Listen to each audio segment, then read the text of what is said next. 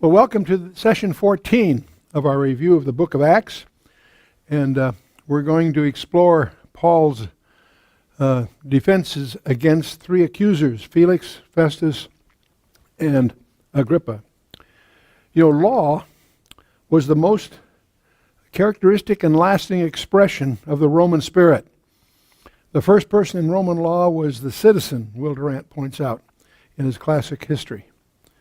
In other words, it was the responsibility of the court to protect the citizen from the state.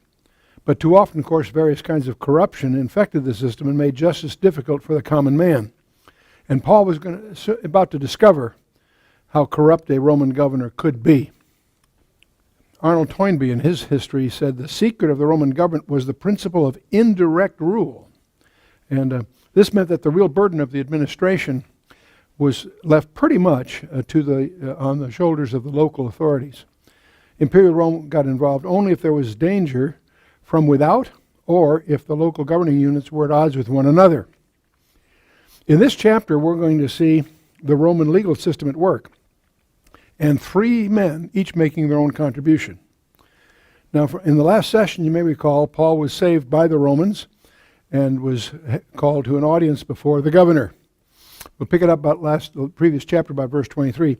And he called unto him 2 centurions, saying, Make ready 200 soldiers to go to Caesarea, horsemen 70, and spearmen 200 at the third hour of the night.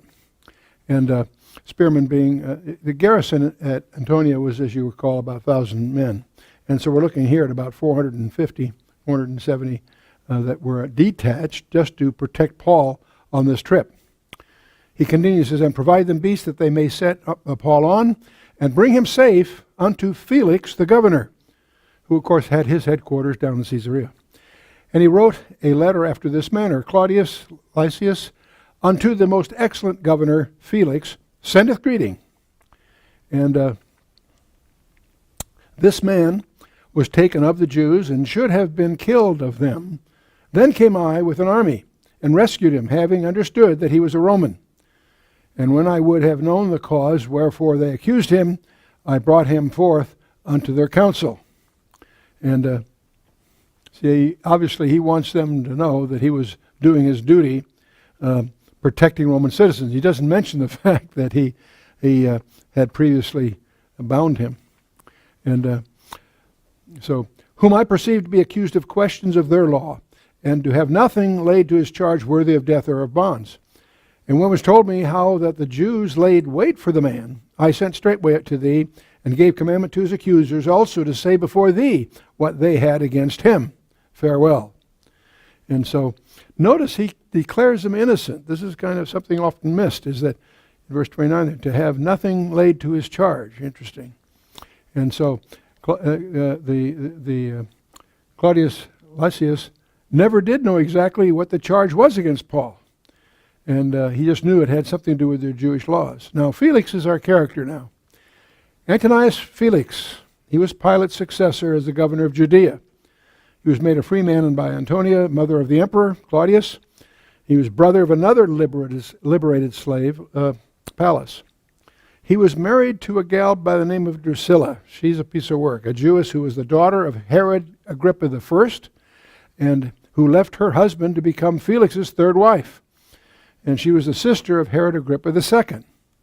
And so the Roman historian Tacitus tells us that Felix exercised the power of a king, but with the spirit of a slave.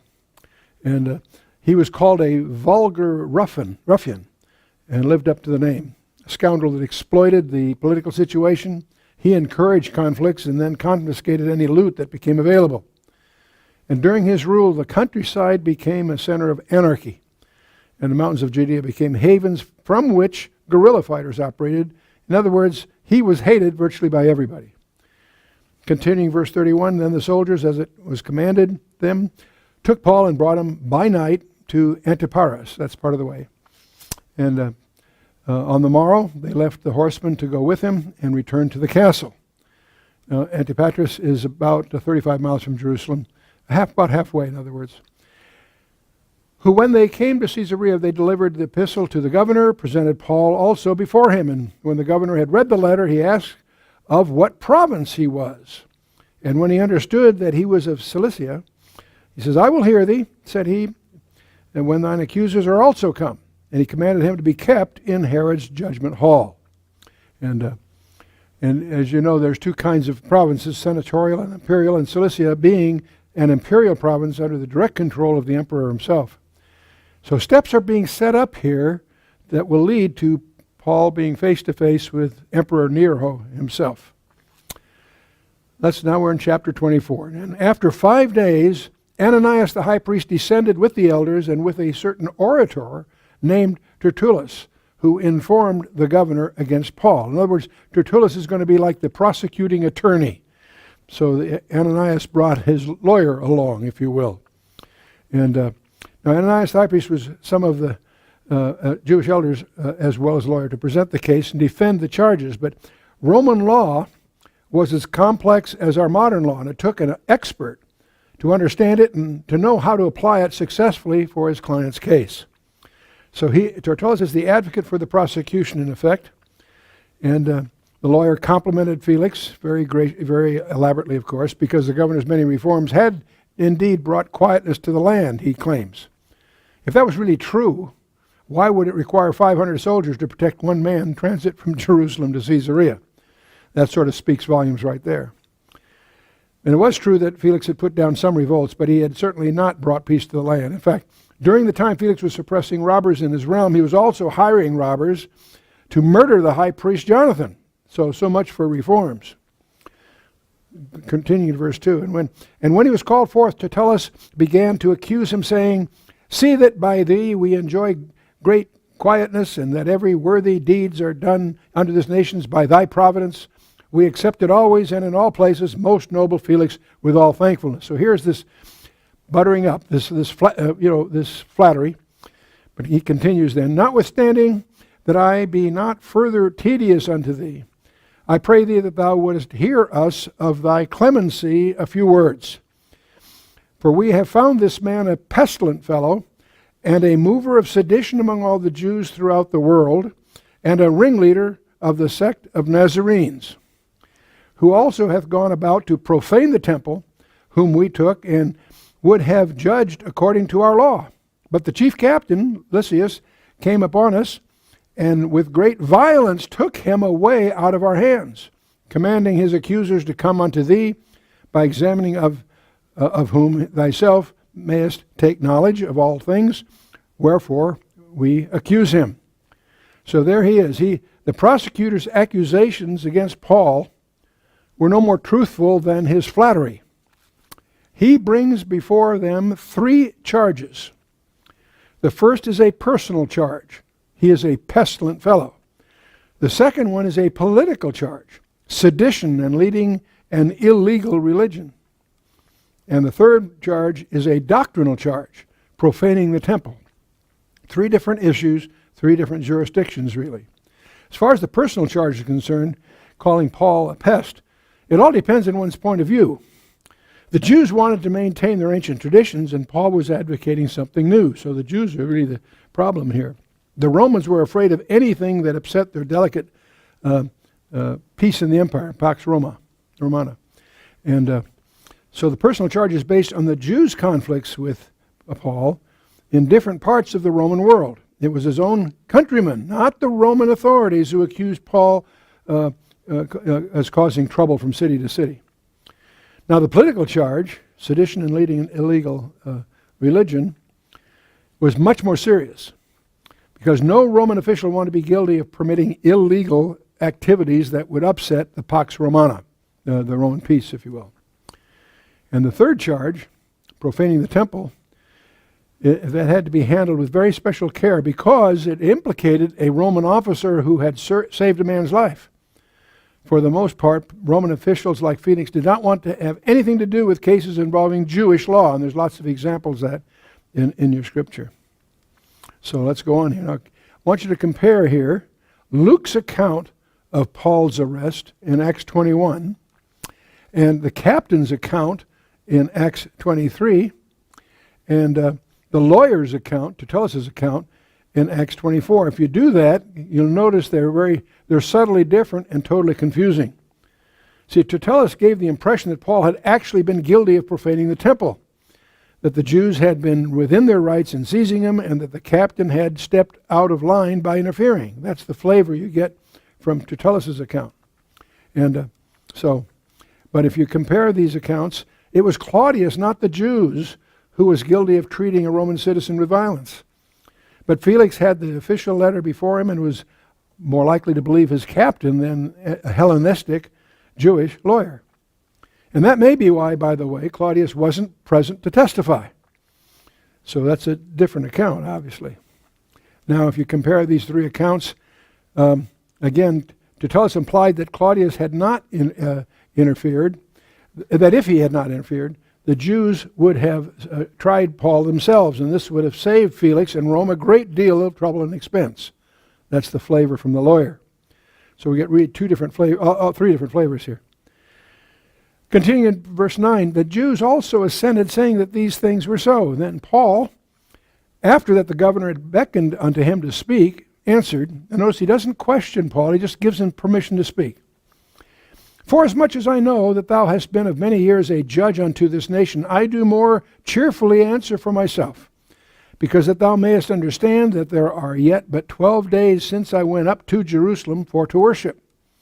And so Paul now proceeds to answer the charges of Tertullus, as he said in 24, of the Asian Jews, also from chapter 24, and the Jewish council. These are the three segments he's going to deal with.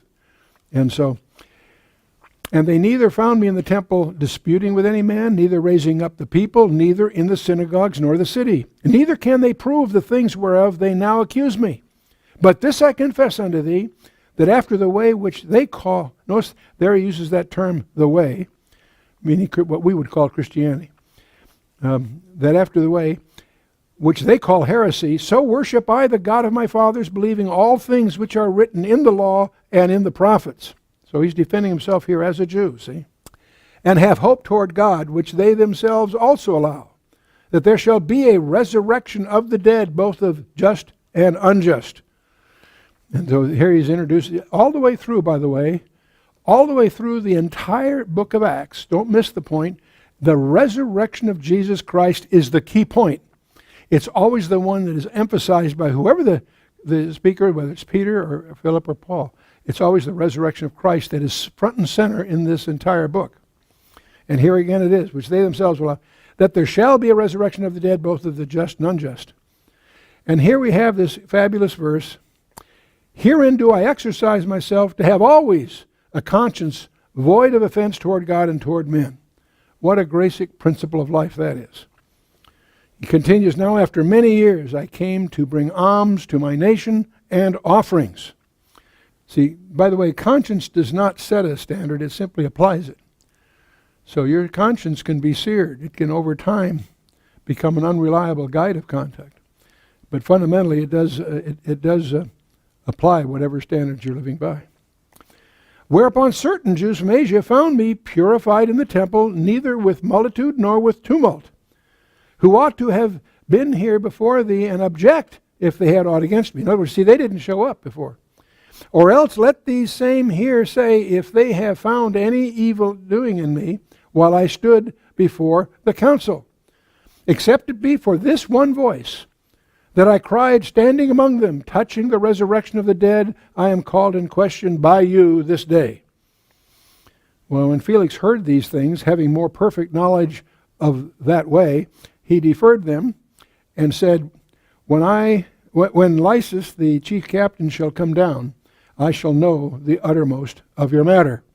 And so what he's really stalling for here probably is a bribe. He probably figured that Paul may have some friends that may grease his palm here a bit.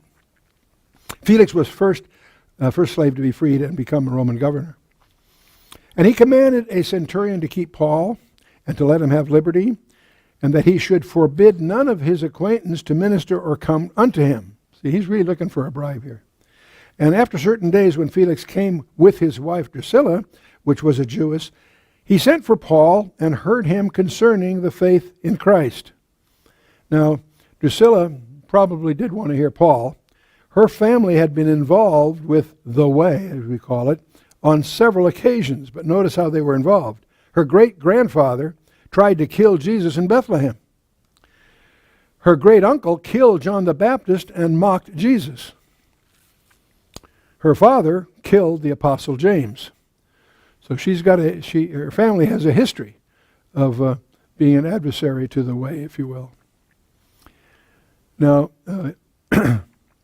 his wives, by the way, included a princess, the granddaughter of Antony Cleopatra, and Drusilla, the daughter of Herod Agrippa, who had been the wife of another king. So we got a very modern lineup here of switching around. Delays. These delays of Paul in prison to try and figure out what to do with him, and then he gets replaced by Festus, the new governor. So Felix stalls, probably looking for a bribe. But now we have a new guy on the scene, Festus, who is the replacement governor. And just as back in Acts chapter 8, remember it was predicted that Paul would speak before kings, and indeed he does. And so he continues in verse 25. And as he reasoned of righteousness, temperance, and judgment to come, Felix trembled and answered, Go thy way for this time. When I have a convenient season, I will call for thee. So again, see, he's just stalling for time here. When he speaks of he reasoned of righteousness, that's sins of the past, yesterday's sin. When he speaks of temperance, that's sins of the present, today's temptations. And when he speaks of judgment to come, that's tomorrow. So you have in this sentence structure here, sins of the past, sins of the present, sins of the future being dealt with. And Felix is stalling for time. And procrastination is simply the thief of time. And I'm reminded of Satan and he had 4 demons come to report to him. And one says, I have a great idea. We're going to teach them that there's no God. And he says, well, that's no good. People can look around and tell there's a God. And he says, another one comes and says, well, let's teach them that there's no heaven. And he says, that won't do. Everybody assumes they're going to heaven. That won't really work. Third one comes and says, well, let's preach that there really isn't any hell. And so he says, no, they'll outsmart them. And the fourth one comes with the winning strategy. I'm going to tell them there's no hurry. And so, silly little story, but the idea is that the most deadly of those 4 is just a stall. And see, Satan loves tomorrow. He doesn't like today. Tomorrow is the day that the sloth will work. Tomorrow is the day that the fools repent. Tomorrow is the day that we start our diet. See, tomorrow.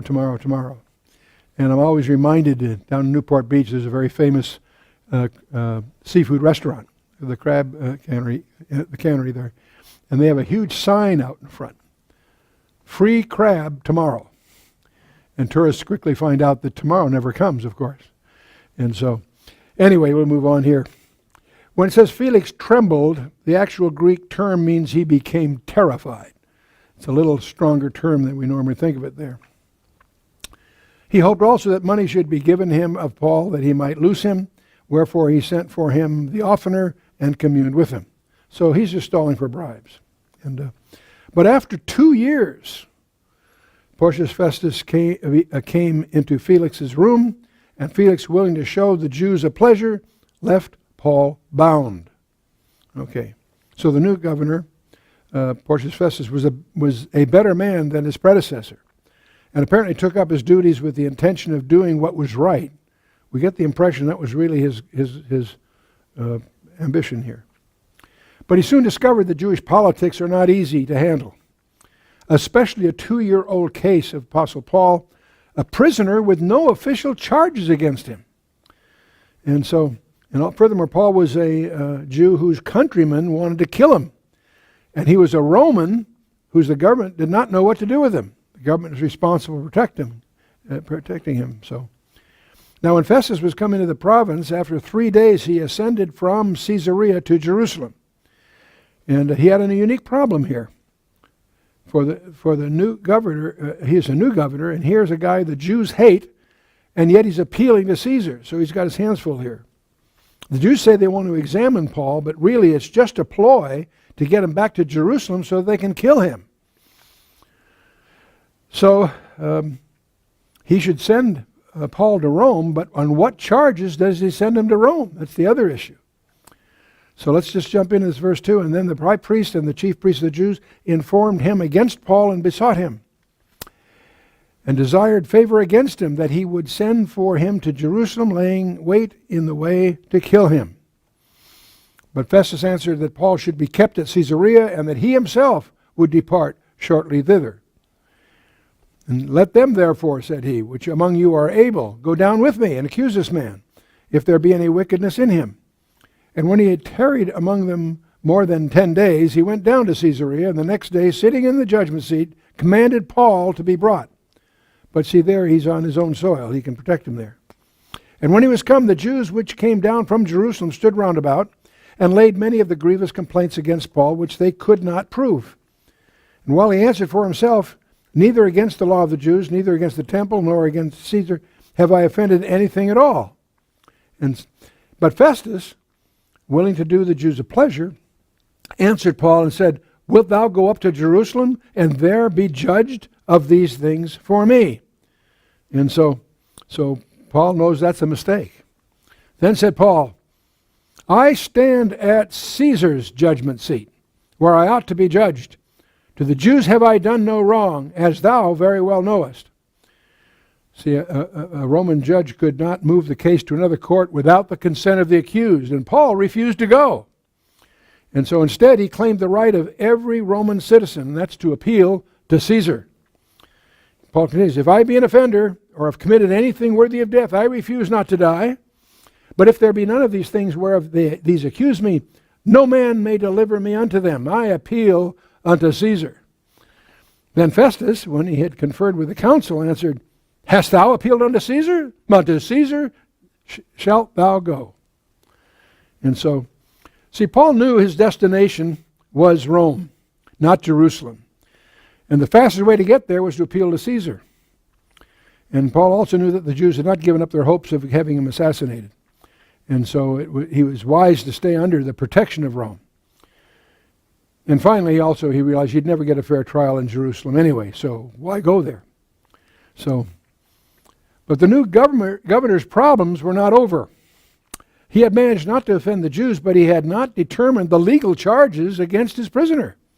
How could he send such a notable prisoner to the emperor and not have the man's crimes listed against him? After certain days, King Agrippa and Bernice came unto Caesarea to salute Festus. Now, Agrippa is the last of the Herods, by the way, and Bernice was the sister of Drusilla, the wife of Felix. Yet she was also her husband's sister. There's incest on the throne here. Agrippa and Bernice, husband and wife, and brother and sister. The fact that his sister lived with him created, of course, a great deal of suspicion on the part of the Jewish people, because their law clearly condemned incest. And you find that in Leviticus 18 and 20. It's dealt with there. Now, Rome had given Agrippa II legal jurisdiction over the temple in Jerusalem, so it was logical that Festus share Paul's case with him. That's the connection here.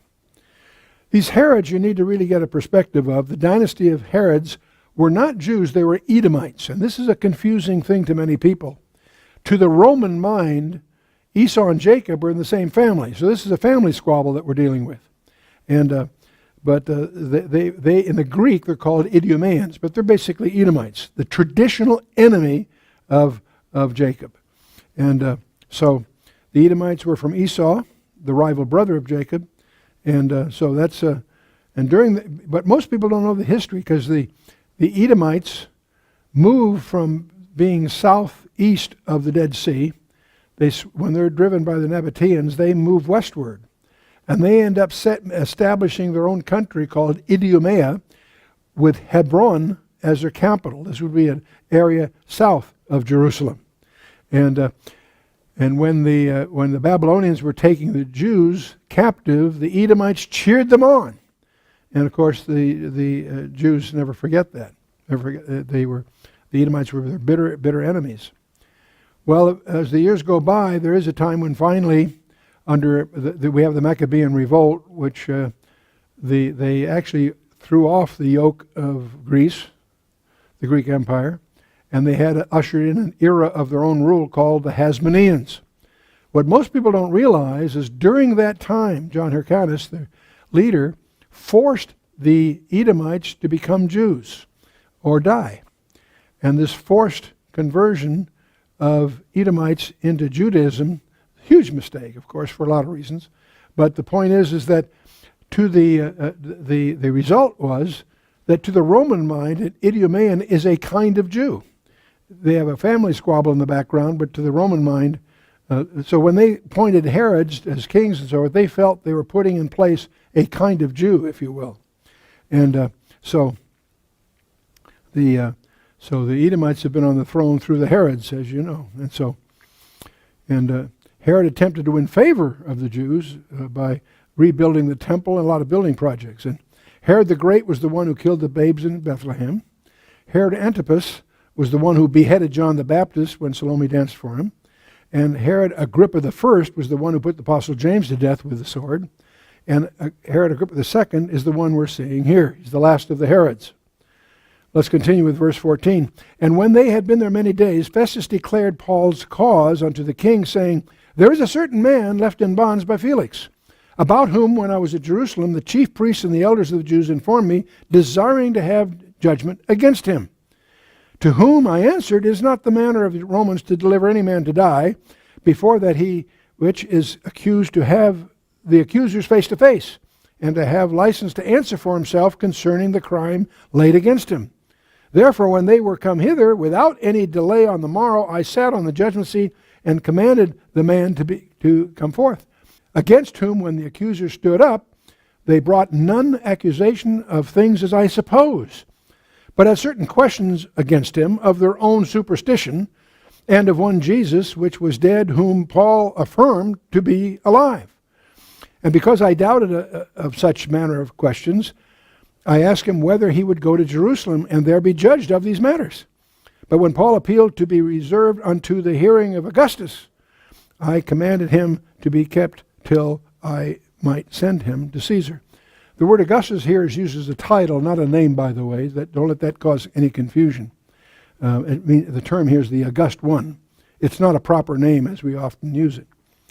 Then Agrippa said unto Festus, I would also hear the man to myself. Tomorrow, said he, thou shalt hear him. And on the morrow, when Agrippa was come, and Bernice with great pomp was entered into the place of hearing, and the chief captains and the principal men of the city, at Festus' commandment, Paul was brought forth. Can you visualize the pomp and ceremony here? With Festus on the one hand, and King Agrippa and his wife, and all the chief captains, and here comes Paul, probably in prisoner's clothes. And so, quite a scene.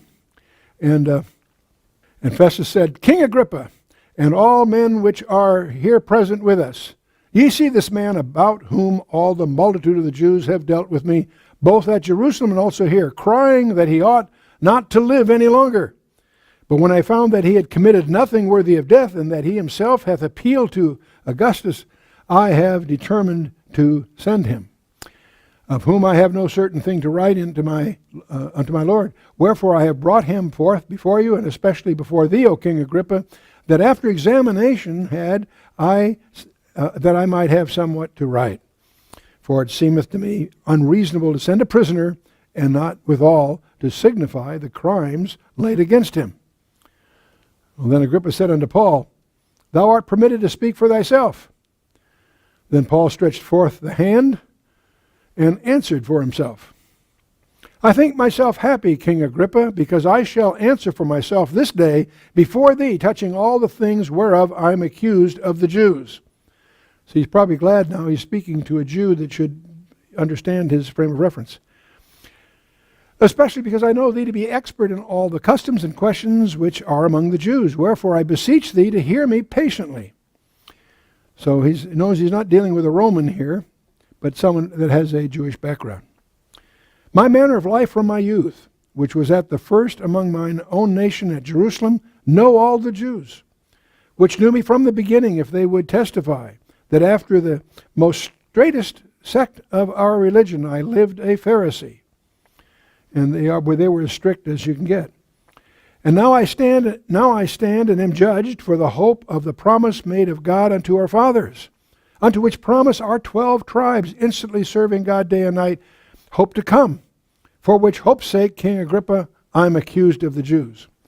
So he's going in this, but you notice something he said here that's kind of important. He's claiming, of course, to be accused of just being a good Jew. But notice here that he makes reference to 12 tribes. I mention this because there is a myth going around that there's 10 tribes lost. You run into that all through literature. It all comes from a misunderstanding of 2 Chronicles 11 and other things. None of the 12 tribes are lost.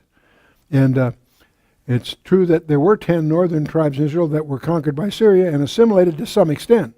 It's not true that those 10 tribes were lost or annihilated somehow. And if you look at 2 Chronicles 11 and following, you understand that the faithful within those regions migrated south before the conquest. And so there's a commingling, if you will. We can also presume that the ones in the south that wanted to get into idol worship would migrate north. So there was some assimilation in both directions. And Jesus spoke about all 12 tribes in Matthew 19. James spoke of his letter to all 12 tribes. And the Apostle John makes reference to all 12 in Revelation 7 and 8, for that matter. So God knows who his chosen people are, and he will fulfill his promises that he made to them. But let's us move on here, verse 8. Paul continues, why should it be thought a thing incredible with you that God should raise the dead? I verily thought I ought to do many things contrary to the name of Jesus of Nazareth. Which thing I also did in Jerusalem, and many of the saints did I shut up in prison, having received authority from the chief priests, and when they were put to death, I gave my voice against them. And so it's interesting, it actually says I gave them a small pebble. That's an expression of Hebraism. That's the way the Sanhedrin used to vote, with small stones, black and white, guilty or not guilty. So he cast his vote against them is really what the idea is there. And it's from this verse that many scholars believe Paul was once a member of the Sanhedrin. And if he was, that means he would have had to have been married, because he had to be married to be in the Sanhedrin. So it's from this that most scholars assume that he had been married but became a widower because of 1 Corinthians 7 and some other verses. But let's move on here.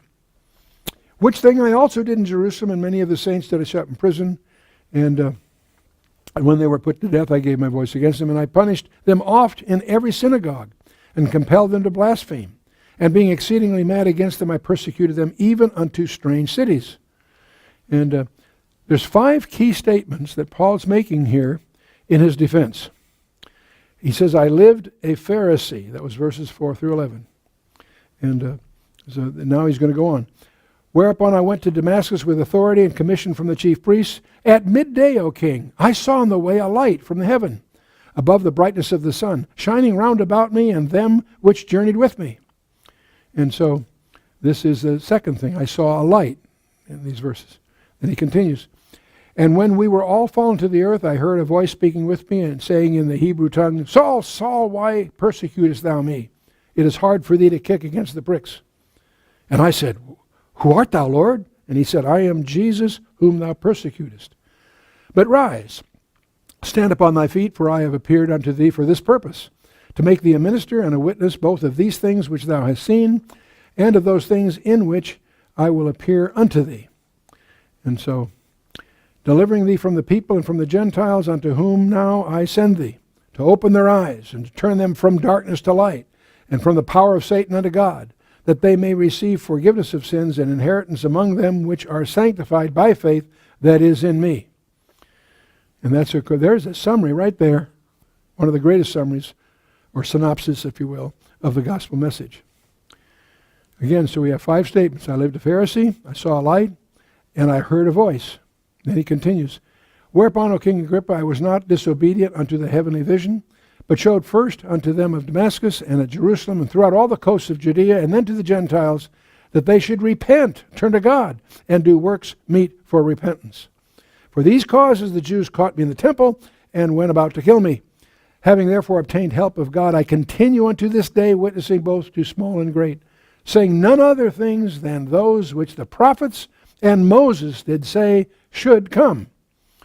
And so So we have the 5 statements, and now he adds, I was not disobedient, and he's going to continue to say, I continue unto this day, and that's the way he's going to finish the chapter out. That Christ should suffer, and that he should be the first that should rise from the dead, and should show light unto the people and to the Gentiles. And as he thus spake for himself, Festus said with a loud voice, Paul, thou art beside thyself. Much learning doth make thee mad. So Paul gets interrupted in his presentation here. And he never gets to finish his sermon. He always gets interrupted. And before the session ended, Paul is the one that became the judge.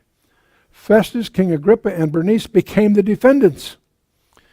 Paul was indeed defending himself, but at the same time he was presenting the truth of the gospel and witnessing to the difference Jesus Christ can make in any person's life. So he's actually preaching to them, not just defending himself. He says, but he said, I am not mad, most noble Festus, but speak forth the words of truth and soberness. For the king knoweth of these things, before whom also I speak freely, for I am persuaded that none of these things are hidden from him, for this thing was not done in a corner. King Agrippa, believest thou the prophets? I know that thou believest. Then Agrippa said unto Paul, almost thou persuadest me to be a Christian. Now that's quite a controversial phrase there. That word almost makes it it's a very controversial phrase. Many get the impression that Agrippa was almost persuaded. Other scholars feel it's more of a cynical comment than that. You can take your own choice on that. Paul said, I would to God that not only thou, but all that hear me this day were both almost and altogether such as I am, except these bonds. And when he had thus spoken, the king rose up, and the governor, and Bernice, and they that sat with him. And when they were gone aside, they talked between themselves, saying, This man doeth nothing worthy of death or of bonds. Then said Agrippa unto Festus, This man might have been at liberty if he had not appealed unto Caesar. So these 5 statements summarize his whole defense against them. I lived a Pharisee, I saw a light, and I heard a voice, and I was not disobedient. And then his wrap-up is, I continue unto this day. And so that wraps up his defense against these accusers. And in our next session, I want you to study Acts 27 and 28 and be prepared for a real change of pace, because we're going to get into a seafaring narrative of a great storm that will have, I suspect, some surprises for everyone. So Paul will go to Rome, and he'll spend some years there in prison, but he'll finally get to see the emperor. And we don't know from Scripture, but we do have other reasons to believe that the case was dismissed, that he was freed and went on to other things, including visits to Spain and Britain, believe it or not. He gets arrested again, back to Rome in prison again, and is finally taken outside the city and beheaded. So there's 2 Roman imprisonments, but there's a space between the 2, which there seems to be reason to believe he'd visit Spain, and there's even the Constitution of Scotland makes reference to the uttermost part singular, of the earth, claiming that they feel that was a fulfillment of Acts 1:8 and so on. In any case, Luke remains with him right up to the end. And I want to talk a little bit about these silences. There's several periods in the life of Paul after his conversion that are passed over in silence, but that may be, they themselves may be significant. Between Damascus and Tarsus, there was 3 years, part of which was in Arabia, in which the apostle returned in full possession of the gospel explanation that he subsequently documents in the epistle to the Galatians, and especially the epistle to the Romans, which is, some people call the gospel according to Paul. It's the most definitive statement of law and grace and so forth, the foundation of the gospel. Now then, there were 2 silent years in prison in Caesarea, between his arrest in the temple in Jerusalem and his deportation to Rome. And it's inevitable that a trained intellect like Paul, who was a convinced believer in the Torah, the books of Moses, and until his conversion on the Damascus Road, he was an eager opposer of Christianity, but now he must seek the underlying principles. After his conversion, he would, with a mind like his, he would be delving into the very foundations of the gospel. And so right after his conversion, he preached Jesus as the Messiah, but the relation of the gospel to the law, and to a lesser degree, the great Jewish promises, needed a clear adjustment if Christianity was to be a reasonable faith and not just dogma. And so in Arabia, Paul sought and found that adjustment through revelation by the Spirit. Out of it came the doctrinal explanation of salvation by grace through faith, wholly apart from the law, that is embodied in Galatians and the Epistle of the Romans. But the gospel also, in addition to that, brings the believer into some great relationships to the Father, to Christ himself, to other believers, and to the future promises of God. It is not only a salvation from sin and consequences of sin, but into an amazing place in the divine counsels. And furthermore, there's a new thing that emerges that we call the church, an organism with its various aspects and functions that needed clear revelation. It is contrary to any concept of inspiration, as explained by Paul himself, to suppose that these crowning revelations were made apart from deep meditation, demanding quietness, and earnest seeking. And these turn out to be the epistles that Paul wrote from Rome, from his captivity in Rome, written Ephesians, Philippians, and Colossians being the queen of these. So with that, let's stand for a closing word of prayer and be ready for the seafaring narrative that climaxes this remarkable book. Let's